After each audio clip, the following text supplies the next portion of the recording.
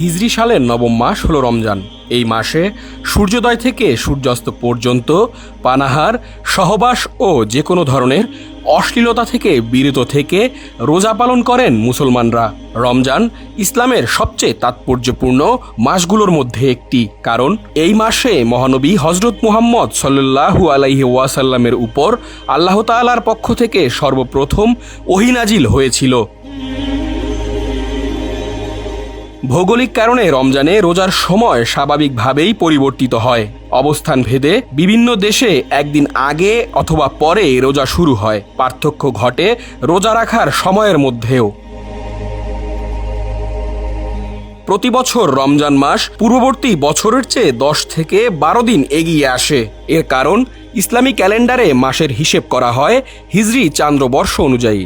বলা হয় চান্দ্রবর্ষ সৌরবর্ষর চেয়ে 11 দিন কম হওয়ায় 2023 সালে 2 বার রমজান মাস পালন করা হবে। এবার জেনে নেওয়া যাক 2025 সালে আসন্ন রমজান মাসে কোন দেশে কত ঘন্টা রোজা পালন করতে হবে। পবিত্র রমজান মাসে প্রতিদিন 14 ঘন্টা রোজা পালন করবে সৌদি আরব এবং কাতারের মতো দেশগুলো। যেসব দেশে সূর্য কখনো অস্ত যায় না সেসব দেশের মুসল্লিরা মক্কা ও সৌদি আরবের সময় অনুপাতে রোজা রাখবে, এমনটাই পরামর্শ দিয়েছেন ইসলামী স্কলাররা।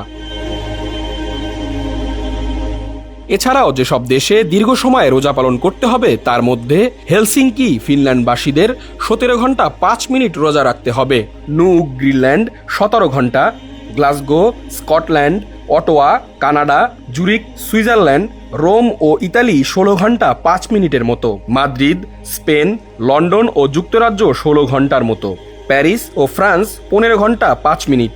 15 ঘন্টা রোজা থাকতে হবে রেকভাবিক আইসল্যান্ডের মুসলমানদের।